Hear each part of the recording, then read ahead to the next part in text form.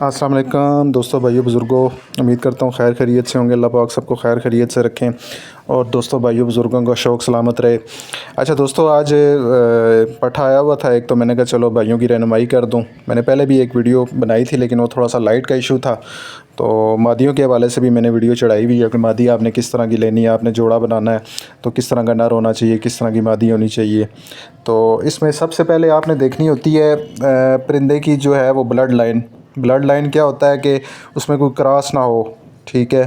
तब क्रॉस में मुर्गा होगा, फिर आप मादी भी क्रॉस में होगी, या आप चेंज नस्ल की मादी और दूसरी नस्ल का नर लगाते हैं तो वो भी वो ब्लड लाइन में सफाई नहीं रहती। ब्लड लाइन आपने क्लियर किस तरह करनी होती है, वो करनी इस तरह होती है, अगर आपके पास नर अच्छा आ गया, फॉर एग्ज़ाम्पल ये लाखा है, ठीक है, ये प्योर ब्लड है, ठीक है, ये लाखों में है, इसमें कोई मिलावट नहीं है। आपने मादी भी ऐसी लगाई तो जो बच्चे निकलेंगे उनके वो भी प्योर होंगे, मतलब उनकी ब्लड लाइन में कोई इशू नहीं होगा। अक्सर लोग इस चीज़ को नहीं सोचते, ख़ास तौर पे मेरा वीडियो बनाने का मकसद हर बंदे का अपना तजुर्बा होता है, ठीक है। मेरा जहाँ तक तजुर्बा है, मैं काफ़ी अरसे से शौक़ कर रहा हूँ, तो मेरा जहाँ तक एक्सपीरियंस है वो यही है कि मतलब एक ही नस्ल होनी चाहिए, ठीक है, उसमें क्रॉस ना हो।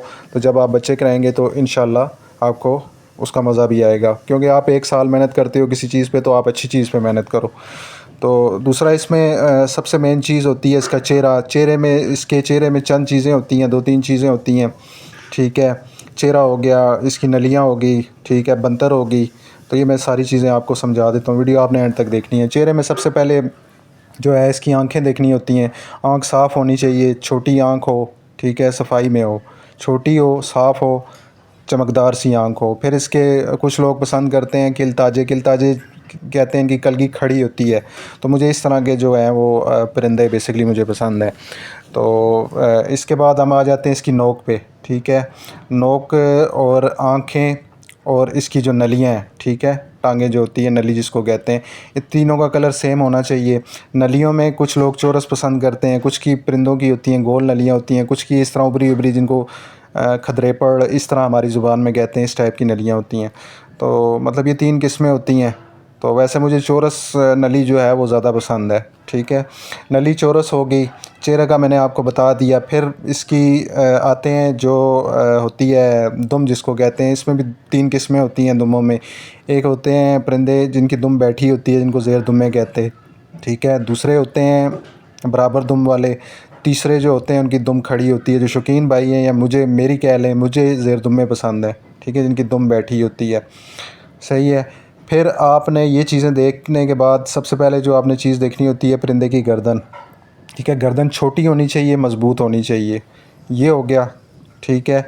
गर्दन पे हो गया क्लियर। फिर आपने उसकी बंतर देखनी है। बंतर क्या होती है? ऐसे परिंदा खड़ा हो तो खूबसूरत लगे, छाती उठा के खड़ा हो, ठीक है, सर उसका उठाओ, छाती उठा के वो चलता हो, ठीक है। नली का मैंने आपको बता दिया, आपको समझ आ गई होगी। फिर एक चीज़ जो रहती है इसके ना, दुम के और कमर के दरमियान में एक जोड़ होता है, ठीक है, इसको जोड़ कहते हैं, हमारी ज़ुबान में भी जोड़ ही कहते हैं। वो आपने देखना है कि जोड़ उसका मज़बूत होना चाहिए, जुड़ा होना चाहिए बॉडी, और वो जो दुम का हिस्सा है वो जो हो मिड में ज़्यादा गैप ना हो उन दोनों के दरमियान में, ठीक है। जुड़ा होना चाहिए, सख्त जोड़ होना चाहिए, ठीक है। ये मज़बूत परिंदों की निशानी होती है, नस्ल में अच्छे होते हैं। तो ये भी माशाल्लाह काफ़ी अच्छा परिंदा है। तो मैंने कहा चलो भाइयों की रहनुमाई कर दूँ। मादियों के हवाले से मैंने वीडियो चढ़ाई भी है ऑलरेडी, मादी आपने कैसी लेनी है, जोड़ा कैसा लगाना है, तो वो भी आप देख सकते हैं। तो उम्मीद करता हूँ आपको वीडियो अच्छी लगी होगी। दुआओं में याद रखिएगा और अल्लाह हाफ़िज़।